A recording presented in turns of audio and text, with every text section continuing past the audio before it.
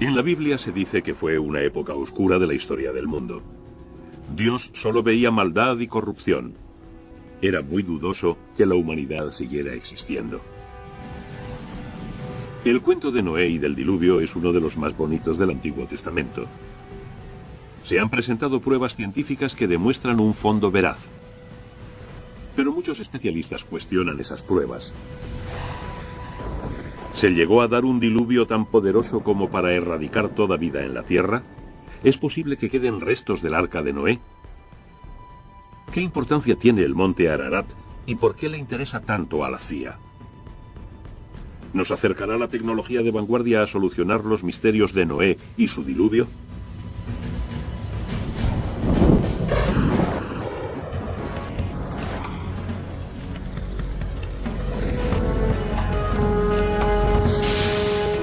Los misterios de Noé y el diluvio.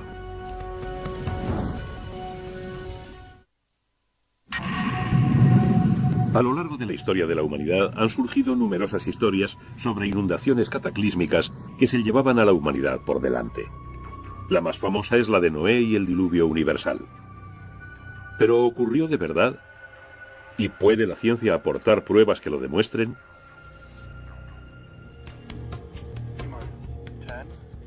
T-10, 9, 8, 7, 6, 5, 4, 3, 2, 1. Ignición y despegue. Despegue de un cohete Boeing Delta II que transporta el globo digital QuickBird, el mayor satélite comercial de alta definición del mundo. Las asombrosas cualidades del QuickBird han sido requeridas para resolver un misterio de más de 2000 años. Parte de su misión consiste en sobrevolar el monte Ararat, en el noreste de Turquía, de quien muchos dicen que fue el lugar en que acabó el arca de Noé. Tercera fase. Confirmamos el giro en el vídeo. Nos ha salido una separación bonita y sin pegas. Se espera que la captación de imágenes por satélite revele de una vez por todas los secretos que albergan las laderas del monte. El QuickBird es solo uno más dentro del desfile tecnológico que desde hace 50 años examina este remoto y vedado lugar. El 17 y 18 de junio de 1949, un avión del cuartel general de la Fuerza Aérea Norteamericana en Europa volaba en misión secreta de reconocimiento en paralelo con el monte Ararat, en Turquía, a unos 4.200 metros. En el curso de esa misión captaron una enorme anomalía que sobresalía como saliendo del hielo. Es muy rectangular, muy ancha y presenta unos puntos negros simétricos. Hay puntos simétricos en esta anomalía, que muy bien pudieran ser cuevas o algo más interesante. Las fotos de 1949 se tomaron al principio de la Guerra Fría. Aunque su intención era localizar posiciones militares soviéticas, la cámara del B-29 captó inesperadamente una gigantesca anomalía que sobresalía del casquete de hielo del monte Ararat a unos 4.700 metros.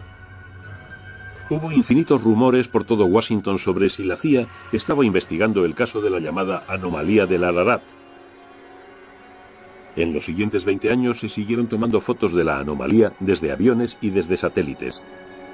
Todas se clasificaron alto secreto. Sin embargo, la CIA nunca ha reconocido oficialmente la existencia de tal anomalía. El monte Ararat está en el más remoto rincón oriental de Turquía, justo al lado de Azerbaiyán, Armenia e Irán. Desde el punto de vista geoestratégico, no es buen barrio. La antigua Unión Soviética queda a unos 18 kilómetros y tienes a Irán a 29 kilómetros. De modo que el monte Ararat ha sido una zona militar restringida en los últimos 50 años. El monte Ararat en sí mismo alcanza los 5.200 metros, por lo que es un pico muy impresionante, muy ancho. En términos de volumen, puede que sea una de las montañas más grandes de la Tierra.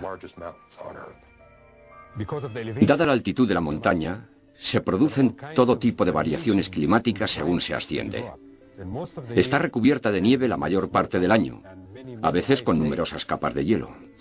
Al pasar los años, se van formando capas de hielo una sobre otra, de modo que buena parte del hielo está formado por capas de hielo que se han ido depositando.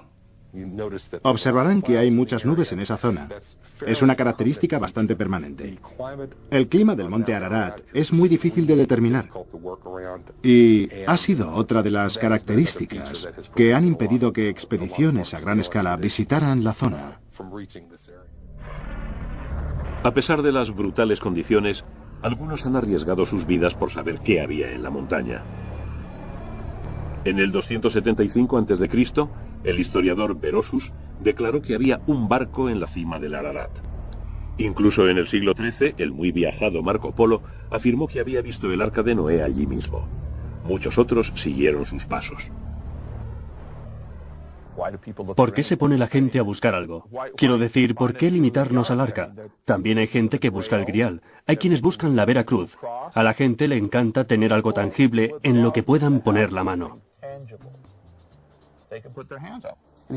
Si se pueden encontrar piezas del barco y se pudiera estar razonablemente seguro de ellas en Turquía o en el monte Ararat, estaría demostrado más allá de toda duda razonable que la historia ocurrió. Entonces reflejaría adecuadamente la palabra de Dios.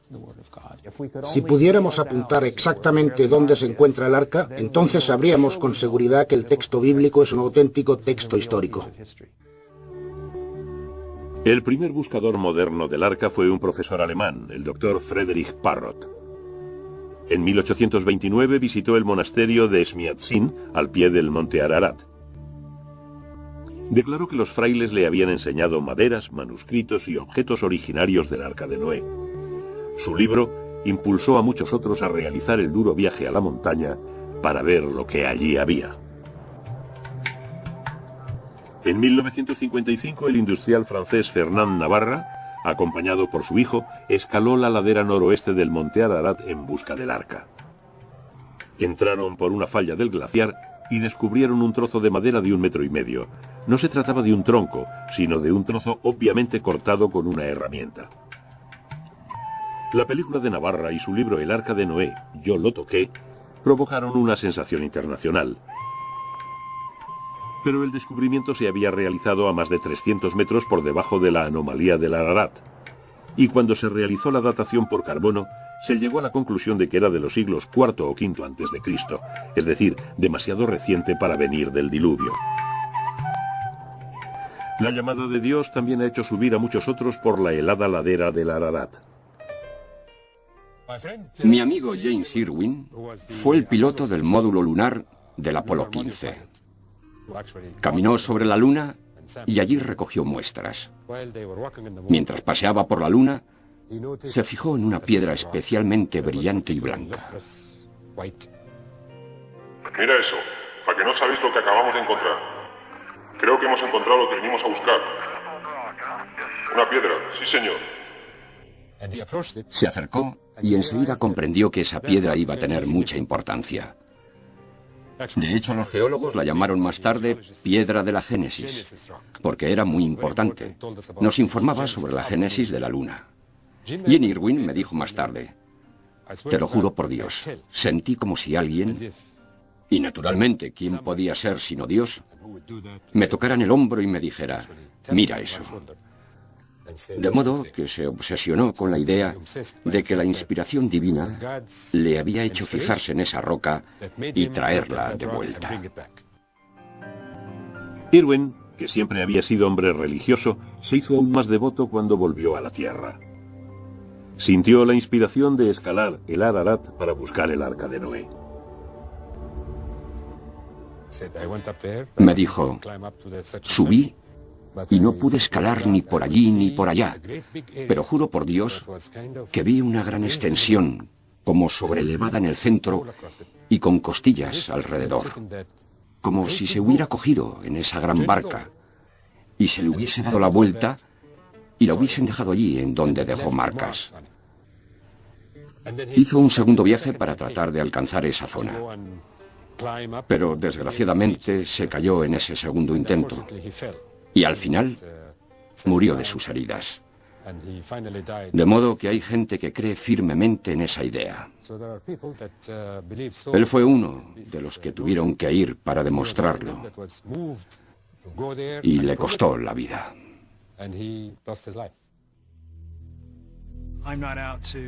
Yo no pretendo reivindicar, demostrar o no demostrar nada en absoluto a propósito del cuento de Noé.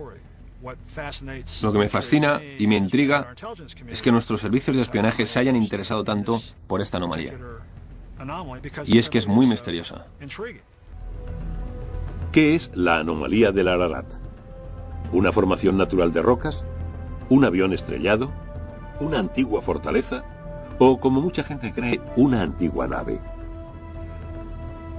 ¿Podría ser una parte del arca original? ¿O podrá demostrar lo contrario la tecnología del siglo XXI?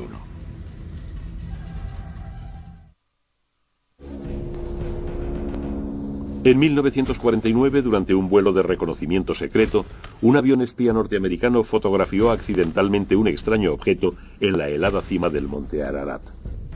Las fotografías de la denominada anomalía del Ararat fueron inmediatamente clasificadas como alto secreto.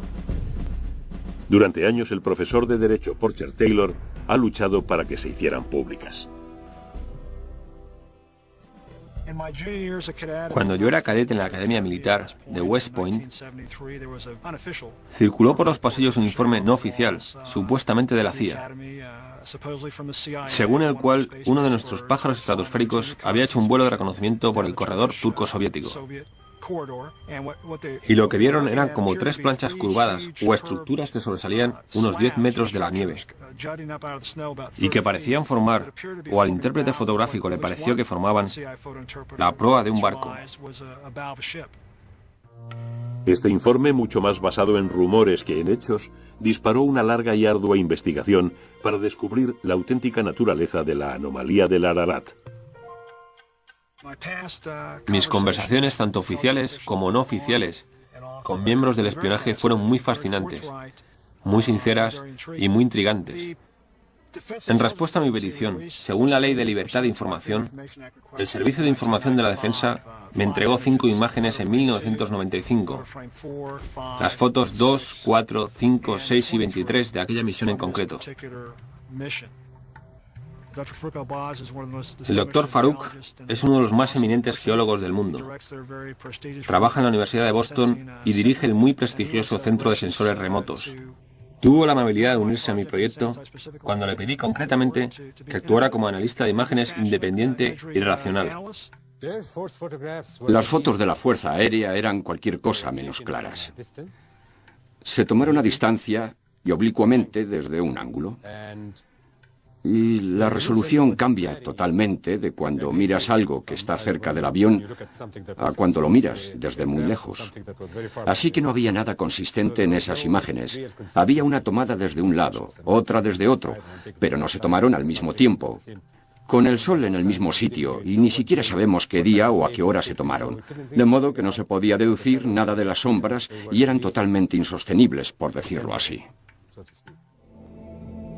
Dado que era imposible llegar a alguna conclusión con las fotos de 1949, se encargó a Space Imaging, una empresa radicada en Denver, que fotografiara la anomalía del Ararat desde su satélite Iconos, el primer satélite comercial de alta resolución, 1 metro, del mundo.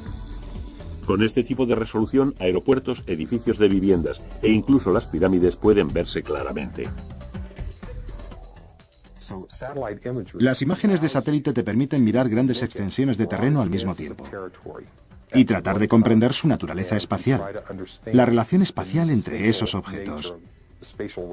También te permite diseminar los resultados, distribuir las imágenes a un montón de gente, de modo que muchos ojos se fijen en ellas. Muchos investigadores diferentes pueden dar su opinión, mientras que las expediciones tienden a centrarse en 1 o 2 individuos. Hasta que se lanzó el Iconos, ningún satélite tenía la capacidad de captar el punto concreto del monte Ararat. Pero en octubre de 1999 y de nuevo en agosto y septiembre de 2000, Iconos tomó varias imágenes de la anomalía del Ararat. El área en la que nos vamos a concentrar principalmente es esta de aquí. Y vamos a fijarnos concretamente en este detalle al que llamamos el pico del pájaro. Es una zona en la que no parece que haya mucho volumen de nieves eternas. Parece una zona de roca expuesta, que desde el aire parece una cabeza de pájaro. Es lo que hemos estado utilizando como principal punto de orientación para localizar la anomalía del Ararat. Primero observamos la imagen terrestre que cubre toda la región, de modo que podemos ver la topografía y su relación con el ángulo de incidencia del Sol y por tanto con las sombras. Eso es importante. Mucha gente no lo tomaría en consideración, pero es muy importante. Empecé a investigar el Ararat y cómo caían las sombras en las diferentes cornisas. Estamos mirando a una cresta volcánica. La anomalía y dos zonas en las que hay marcas representadas por un entorno de terrazas nevadas y en esta zona una corona de nieve. De modo que lo que estamos viendo es una anomalía. En otras palabras, algo de lo que no sabemos nada en esa zona. Y se ha sugerido que todo esto es fruto de la mano del hombre. Porque sabemos qué día y a qué hora se tomaron, podemos medir y calcular, si tenemos el ángulo de incidencia del Sol, la longitud de la sombra. Nos resultó muy fácil mirar estas imágenes de satélite e interpretarlas en tanto que geólogos.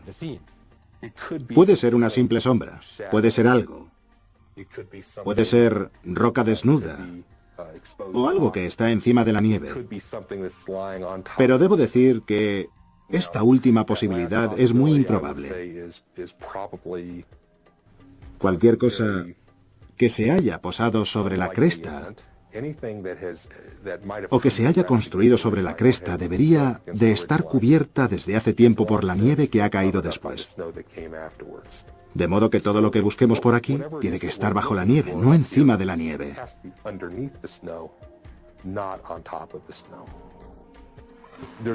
Solo se pueden encontrar dos tipos de materias ahí arriba, rocas o madera.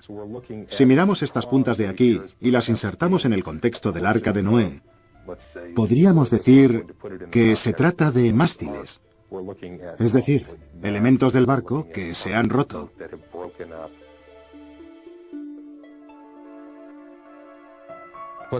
Lo que estamos viendo son juegos de sombras sobre cornisas de roca y sombras de montículos de nieve. Para mí no hay duda. Mi primera impresión, es decir, si alguien me apuntase a la cabeza con una pistola y me dijese que tomara una decisión de inmediato, es que probablemente son de origen natural. Estamos mirando a una sutil interacción entre la nieve, los ángulos de luz, las nubes, la escabrosidad de las rocas, etc. Puede que esté ahí. Yo no puedo afirmar que no esté. Todo lo que sé es que basándonos en las imágenes que hemos visto, eso no es. Desde 1991 el gobierno turco ha cerrado el acceso al monte Ararat por razones de seguridad. Todo esfuerzo que pretenda revelar los secretos ocultos de la montaña requerirá una tecnología más avanzada. Durante siglos, la fe religiosa predominó sobre la ciencia en todo lo referente al Arca de Noé. Muchos creyeron que la narración bíblica era un documento histórico fiable sobre acontecimientos reales.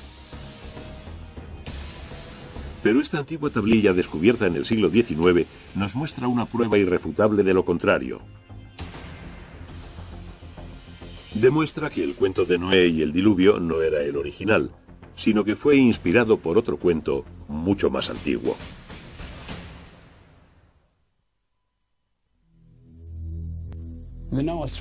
El cuento de Noé contiene todos los elementos principales del folclore: una amenaza contra la humanidad, el sentido de la precariedad de la vida, peligro y la posibilidad de relacionarse con lo numérico, es decir, con lo divino. Este cuento bíblico sobre el mal, el castigo, la supervivencia y el renacimiento se ha convertido en un elemento esencial de la historia sagrada de la civilización occidental. Los que consideran que se trata de una verdad literal creen que se trata de un informe sobre cómo toda vida estuvo a punto de desaparecer de la faz de la Tierra. El cuento de Noé es intenso pero corto. Solo ocupa los capítulos 6 a 9 del libro del Génesis. Este Dios bíblico tan particular toma la decisión de hacer algo con la humanidad, porque ésta se inclina hacia el mal. Y si nos queda alguna duda al respecto, basta con leerse el capítulo 8. Es la continuación inmediata de otros dos cuentos igualmente famosos. El primero, la historia de Adán y Eva en el paraíso y de sus hijos, Caín y Abel. Y por supuesto del fratricidio que comete Caín matando a Abel. Hay algo malo, algo profundamente perverso en la naturaleza humana. ¿Cuáles son las consecuencias de ello y cómo eliminarlo? La Biblia insiste mucho en que esa divinidad no es arbitraria. No es que decida matar a la gente y destruir el medio ambiente porque se levante un día con el pie izquierdo o por mero sadismo.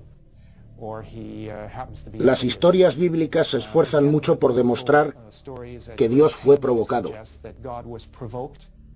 Y decide salvar a lo que podríamos considerar lo mejorcito de una mala tropa. Noé resulta ser un buen tipo para ser humano. Ya me entiende. Entonces le dice a Noé que construya el arca. A lo largo del tiempo, infinitos artistas han intentado plasmar la impresionante nave de Noé. Quizá la visualización más vívida sea la de un alemán llamado Kircher. Sus dibujos, realizados en 1675, son tan detallados, tan concretos, que es como si hubiera estado allí para presenciar la botadura. En cuanto el arca se terminó, Noé introdujo en ella una pareja de cada especie. Lo que está en juego es la vida humana y la vida de los animales. Y el objeto que va a mantenerlas es, por supuesto, una barca. Ahí están los dos motivos principales, el barco y el conjunto de la vida. Es un momento dramático, porque la humanidad pende de un hilo. ¿Sobrevivirá la humanidad o morirá? Al principio del diluvio, se abren las puertas del cielo y las aguas empiezan a caer. Esta es una poderosa imagen que deja atrás lo abstracto del asunto para darte una sensación de horror.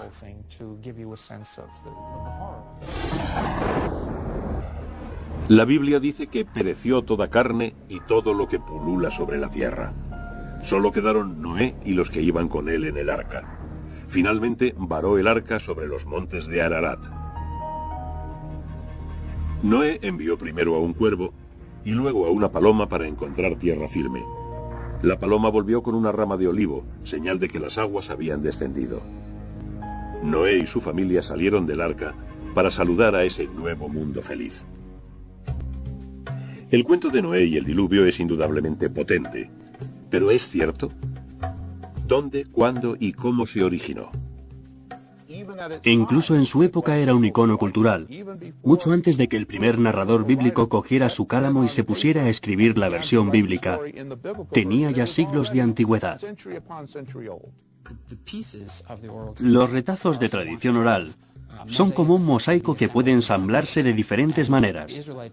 La cultura hebrea los recibió de otras culturas orientales y finalmente los cristalizó, por decirlo así.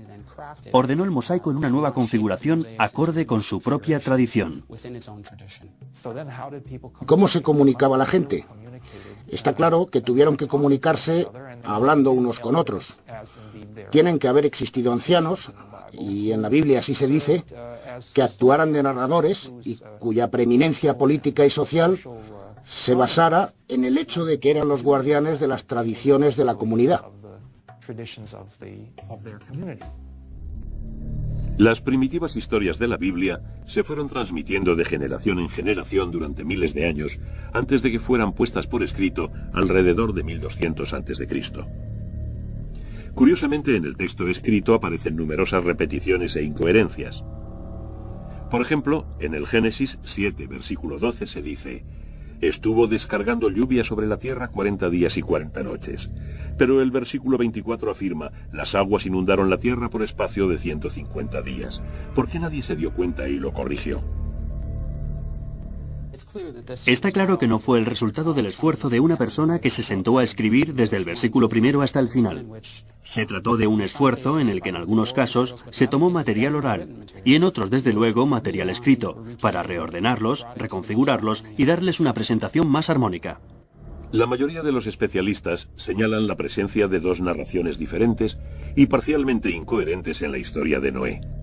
La fuente Y, o yavística, la más antigua, y fechable alrededor del 1200 a.C., cuando las tribus de Israel se asentaron en lo que luego fue la tierra de Israel. Y la fuente S, o sacerdotal, probablemente escrita después del 586 a.C., cuando los judíos fueron deportados a Babilonia. Lo que leemos actualmente en la Biblia de los Hebreos o Antiguo Testamento es una combinación, un esfuerzo por reunir las dos fuentes, Y y S. De modo que cuando se lee la historia se encuentran aparentes contradicciones. Es como si hubieran tomado Y y S y las hubieran barajado como cartas. Por un lado está Y y por el otro S. Las juntaron y tenemos, por ejemplo, 3 frases de Y y luego 3 frases de S, y así sucesivamente. Yo supongo, y no es que sea solo una suposición, es que no existe nadie a quien podamos preguntar, que los que reunieron las fuentes Y y S decidieron no discriminar cuál de las dos fuentes era la mejor, la más original, la más correcta. Decidieron juntarlas y que el lector o el oyente tomara su propia decisión, o bien insertar algunas marcas que están más allá de mi capacidad racional de comprensión para indicar cómo debían armonizarse. Los cuentos sobre el diluvio son comunes a numerosas culturas de todo el mundo. Solo en África estos mitos son relativamente más escasos. Hasta el siglo XIX los estudiosos estuvieron seguros de que la Biblia contenía la quinta esencia de la historia del diluvio, la fuente de la que habían salido todas las demás. Pero en 1853 se realizó un sorprendente descubrimiento que llevó a los especialistas a admitir que todo lo que sabían era erróneo. En las ruinas de la Biblioteca Real de Nínive, en el actual Irak, se desenterraron unos 25.000 fragmentos de antiguas tablillas babilónicas. Se fecharon alrededor de 1700 a.C., es decir, unos 500 años antes de que se escribiera el Antiguo Testamento. Las tablillas estaban escritas en una escritura llamada cuneiforme. Cuneiforme significa de forma triangular, y es la palabra que utilizamos para referirnos a la manera en que se escribía normalmente en tablillas de arcilla, en las que se escribía con una caña de junco. Se le dio este nombre porque los elementos individuales de cada signo parecen un triángulo alargado. En 1872, George Smith, un investigador del Museo Británico, se puso laboriosamente a unificar y posteriormente a traducir los trozos de puzzle de las tablillas babilónicas encontradas en Nínive. Una noche, Smith se encontró con un pedazo más grande del que solo una cara era legible. Quedó asombrado al leer la historia de un hombre que construyó un arca para huir de una inundación devastadora, que montó a bordo animales de todo tipo y que envió pájaros para comprobar si las aguas habían descendido. Lo que Smith había hallado era un capítulo de un cuento mucho más largo, la epopeya de Gilgamesh, inscrita en arcilla no más tarde del siglo XVII a.C. Publicó su descubrimiento el 3 de diciembre de 1872 en una reunión de la Sociedad de Arqueología Bíblica de Londres.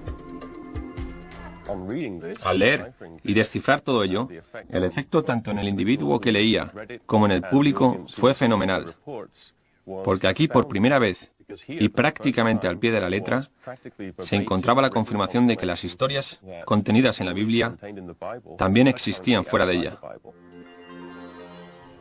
La epopeya de Gilgamesh no fue la única narración mesopotámica sobre el diluvio descubierta por los arqueólogos. Otra historia, la sumeria, está fechada alrededor de 1800 a.C. Una tercera, la epopeya de Atrahasis, se inscribió en arcilla alrededor de 1700 a.C., pero en realidad es mucho más antigua. Todas estas historias cuentan cómo el mundo sufrió tal superpoblación de seres humanos que estos se volvieron demasiado ruidosos y los dioses no pudieron dormir. Para acabar con el ruido decidieron destruir la humanidad. Si se lee el cuento tal y como está escrito y no te informan de dónde proviene, sin duda se diría que viene de la Biblia. Es que es casi idéntico, es muy sorprendente. En muchos sentidos, estas leyendas mesopotámicas están estrechamente relacionadas con las bíblicas. No solo en la idea general de una inundación, sino incluso en algunos detalles concretos. Está la figura de Noé, que reúne a su familia y se sube a un arca, permanece en el arca durante un tiempo mientras el resto del mundo humano, se ahoga. y el arca queda varada en una montaña. Hay algunos asombrosos puntos de contacto entre las dos que indican que no pudieron darse accidentalmente. Dependen de una fuente común o de una tercera tradición que ha pasado a ambas. Los parecidos son tan estrechos en términos de estructura general, de estructura episódica. Por ejemplo, el hecho de mandar pájaros para buscar tierra firme. Esto sucede en el relato bíblico y en el cuneiforme. Me resulta imposible concebir una situación en la que estos dos cuentos surgieran de manera independiente. Claro que esto plantea un par de preguntas adicionales. ¿Cuál fue el primero, el mesopotámico o el bíblico? Lo que está muy claro a propósito de las historias mesopotámicas, en particular la de Atrahasis, es que dos de sus versiones pueden fecharse muy precisamente, o con una precisión relativa a principios del segundo milenio antes de Cristo, de modo que no hay duda de que la tradición literaria mesopotámica que incluye estos dos relatos del diluvio es muy anterior a la hebrea. Ahí está el humo del disparo. Con esto hemos descubierto un material mesopotámico, del que sabemos que es mucho más antiguo que la versión bíblica. ¿Historias de diluvio cientos de años, si no miles, anteriores a la Biblia? ¿Cómo es posible? No hay duda de que esas historias están ahí, presentes en tablillas reales y legibles. Y no hay duda de que los pueblos cananeos y luego los israelitas conocían esas historias y sabían que eran buenas, es decir, que abordaban problemas fundamentales. La otra posibilidad en cuanto al Génesis es que fuera una historia incluida en las tradiciones del Génesis durante el exilio, cuando los judíos residían en Babilonia, e indudablemente tenía que haber gente entre ellos que conociera bien la cultura cuneiforme. La existencia de no uno, sino de 4 mitos sobre el diluvio hizo que muchos especialistas pensaran en la posibilidad de que se diera una inundación real sobre la que se basaron los cuentos. ¿Pero existió un gigantesco diluvio? ¿Y puede la ciencia demostrarlo?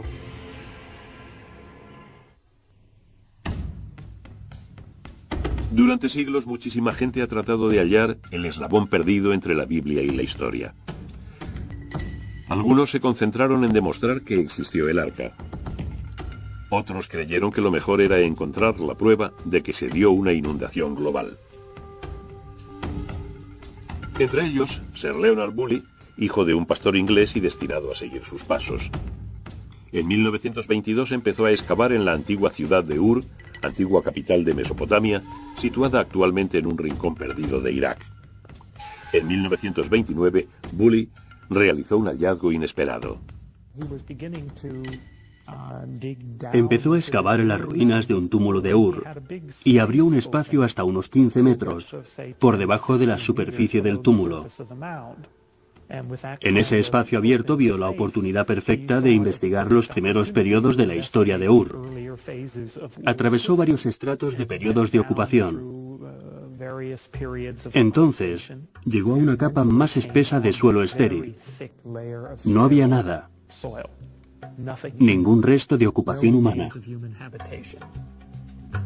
Bully atravesó la capa estéril y llegó hasta los estratos inferiores, que al igual que los superiores mostraban rastros de ocupación humana. La capa de suelo estéril era la prueba de que alguna catástrofe había obligado a los habitantes de Ur a abandonarla por un espacio de tiempo indeterminado. Llamó a varios de sus trabajadores, a varios de sus colaboradores, entre ellos a Max Mallowan, que luego se casó con Agatha Christie, y les preguntó qué pensaban que podía significar. No pudieron responderle nada. Y luego apareció su mujer, Catherine, un personaje muy interesante que Agatha Christie convirtió en víctima de asesinato en Muerte en Mesopotamia. Y Catherine dijo inmediatamente, está claro, fue el diluvio universal. Bully era un maestro de las relaciones públicas e informó al Times de Londres de inmediato. La noticia de que se habían descubierto nuevas pruebas de la existencia del diluvio de Noé se difundió a toda velocidad. Bully volvió a Inglaterra convertido en una celebridad. Trajo con él cajas de arena y de sedimentos del denominado estrato del diluvio, que luego vendió a un público enceguecido para financiar más excavaciones. Bully fue muy alabado por el significado de su descubrimiento. No creo que se mantuviera durante mucho tiempo, y en realidad no estoy seguro de que el propio Bully se lo creyera. Pero era un consumado artista de las relaciones públicas, y de una forma en que ningún investigador de campo lo había sido hasta entonces. Logró volver a enganchar al público con las excavaciones de Ur. Podría ser que en el mejor de los casos se hubiera descubierto una inundación local o regional, pero de ninguna manera una porción de cataclismo universal, como el que indican las historias mesopotámicas y bíblicas.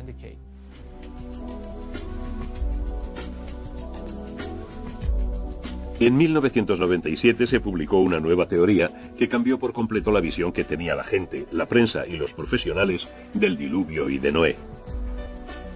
Afirmaba que hace unos 7.500 años el nivel del Mediterráneo subió drásticamente. Supuestamente habría un paso muy estrecho que mantenía las aguas del Mediterráneo y a consecuencia de algún accidente sísmico, un terremoto o algo similar, el Mediterráneo rompió esa barrera y se desparramó por la zona del Mar Negro.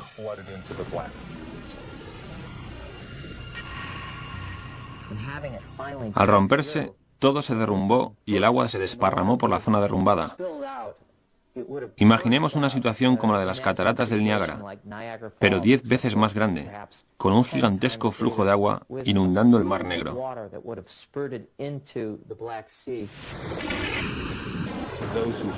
Los defensores de esta teoría piensan que al ritmo en que el Mediterráneo inundó el Bósforo, el nivel del Mar Negro subiría unos 15 centímetros diarios.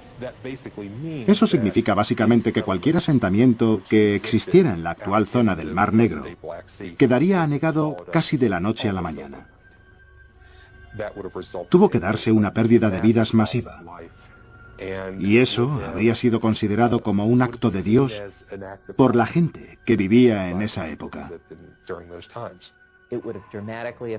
Tuvo que afectar drásticamente a la ecología de la zona, porque está claro que se dio un cambio radical, de un lago de agua dulce a una ecología de agua salada. Eso tuvo que cambiarlo todo. Y probablemente no volvió a sentarse nadie alrededor del Mar Negro durante 1000 años después de la inundación. De modo que fuera una inundación lenta o rápida, lo importante es que cambió por completo la manera de vivir de la gente asentada alrededor del Mar Negro. Posteriormente se añadió que los supervivientes del Mar Negro se desplazarían hacia el norte y el oeste, hacia lo que ahora es Europa, hacia el este, es decir, hacia China, y hacia el sur, hacia Mesopotamia, llevando consigo recuerdos de un diluvio devastador. Si el Mar Negro sufrió una inundación cataclísmica tal y como proponen, tiene que quedar un paisaje sumergido ahí abajo. Gracias a los robots, podemos bajar y echar un vistazo en esa zona. Y lo que encontramos es realmente increíble. Encontramos una línea de playa. Encontramos la antigua costa, con varias colinas y lo que parecen ser lechos de ríos. Encontramos un paisaje completo. Eso le dio credibilidad a la idea de que ocurrió algo que pudo haber inspirado la historia del Arca de Noé. En realidad no tengo nada en contra, desde el punto de vista geológico o geomorfológico, de la inundación del Mar Negro. Creo que el problema surge al vincular esta inundación del Mar Negro con los mitos del diluvio, tal y como se cuentan en el sur de Mesopotamia o en la Biblia. ¿Hubo una diáspora de gente desde el Mar Negro al sur de Mesopotamia? No veo ninguna prueba de ello en la arqueología del sur de Mesopotamia.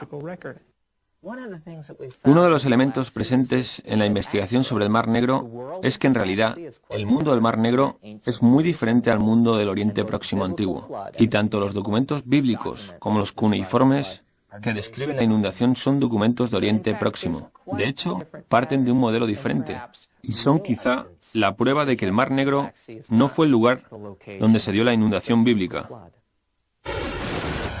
Durante miles de años, la gente creyó que el cuento de Noé y el diluvio universal eran, al mismo tiempo, producto de la inspiración divina y un hecho real. Pero hasta la fecha las pruebas científicas y arqueológicas no sostienen tal afirmación. Y sin embargo, la gente sigue creyendo. La Biblia es un documento complejo que combina la alegoría con el simbolismo y la historia. Pero en cuanto a Noé, el diluvio y el arca, ¿puede considerarse fiable?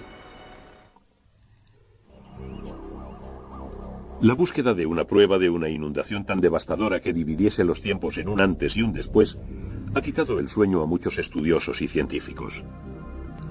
Pero esta búsqueda permanente se ha basado en detalles proporcionados por el libro del Génesis. Los cuentos de la Biblia se transmitieron originalmente en arameo, se escribieron en hebreo y se acabaron traduciendo al griego y al inglés. Este largo proceso ha servido para realzar los misterios de Noé y el diluvio. ¿Es verdaderamente una historia sobre gente y acontecimientos reales? Cualquier acontecimiento real e histórico que pueda ocultarse tras estas historias está tan profundamente enterrado en el pasado, incluso contando desde el tiempo en que los escritores bíblicos realizaban su trabajo, que es muy difícil hablar de estas historias como historia del diluvio. El peso de las pruebas de las propias historias indica que se trata de cuentos narrados con razones diferentes a las de informar sobre lo que ocurrió en determinado momento. La gente que escribió este cuento no lo escribió meramente por entretener y contar una bonita historia sobre Noé. Tenían un proyecto grandioso y serio. Trataban de definir quiénes eran. Trataban de definir quién era su Dios. En cuanto al diluvio, si se pretende considerarlo históricamente, hay que considerarlo así en otro sentido. Concretamente, hay que fijarse en qué nos dice sobre la visión del mundo, sobre la mentalidad de los escritores que transmitieron la historia. Es más, si usted prefiere, un texto sobre ellos mismos que sobre el diluvio. Hoy en día, la mayoría de los estudiosos concuerdan en que los autores de la Biblia hebrea trataban de realizar una afirmación teológica, que emplearon muy libremente las metáforas y el simbolismo y que no intentaban que sus datos sobre un diluvio universal fueran tomados como una verdad literal. La historia sobre la inundación de Noé no nos llega como un testimonio documental sobre un acontecimiento concreto. Es más bien una reflexión, aunque con gran cantidad de detalles, sobre el pasado, pero no por ello deja de ser una reflexión. Para mí es muy probable que existiera una inundación global y cataclísmica, o que hubiera un superviviente elegido, o que todo ello sea algo más que una serie de bonitos e interesantes datos sobre la relación de la humanidad con el agua y con los dioses. Cuando la gente habla de inundaciones globales, sobre todo en los tiempos antiguos, está hablando de inundaciones que cubrieron la tierra que conocía. En este caso, una pequeña porción de África del Norte y una pequeña porción de Oriente Próximo, porque eso era el mundo para ellos. De modo que nunca tuvieron la intención de decir que todas las tierras del globo fueran cubiertas por el agua. Yo diría que los mitos del diluvio son tan solo parte de la vida de Mesopotamia del Sur. Y sí, es posible que la gente que imaginó y escribió estos cuentos pensara en una inundación concreta del pasado particularmente desastrosa, pero probablemente sufrían inundaciones todos los años. No creo en absoluto que una de estas inundaciones fuera la que se convirtió en leyenda, para ser transmitida, transmitida y transmitida, hasta acabar en el Génesis 6:9. No sé cuándo se originó verdaderamente la historia del diluvio, pero no hay duda de que es algo muy antiguo en la memoria del ser humano. ¿Cuándo ocurrió exactamente? Nadie lo sabe. ¿Qué acontecimiento hizo surgir esa idea? Nadie lo sabe realmente. Hay gente que sugiere determinadas teorías, pero ninguna puede demostrarse. Tan poderosa es la historia de Noé, que tan pronto como fue llevada al papel, la gente ya se puso a buscar el arca. ¿Dónde buscar? Los datos bíblicos indican una montaña o un área montañosa, denominada Ararat, en la que Noé varó su arca. De hecho, el Antiguo Testamento no nombra ninguna montaña en concreto. Tradicionalmente se traduce del hebreo por los montes de Ararat, es decir, una cordillera, no una montaña precisa. En realidad, Ararat es como las Rocosas o Sierra Nevada o los Apalaches. Indica algo, pero no es exactamente lo que podríamos llamar una guía segura que nos diga dónde encalló el maldito trasto. Nunca se ha escrito en ningún lugar que el monte Ararat sea el lugar en el que Noé varó el arca. Se percibía así porque es un pico muy alto. Es el único pico de los alrededores. El resto del terreno no ofrece características singulares salvo ese gigantesco y bien conservado pico. Y si se inundaba algo a su alrededor, está claro que el pico sería lo único en sobresalir, por decirlo así. Yo no me peleo con la gente que quiere ir allí y buscar el arca. Estoy totalmente convencido de que no la encontrarán. El instinto siempre está ahí. Quieres echarle mano. Tocar algo que esperas, sea un vínculo con un mundo que por naturaleza no es muy remoto. Creo que es un impulso natural. Pero es que a veces, nuestra propia pasión por buscar nuestro pasado remoto nos impide encontrarlo.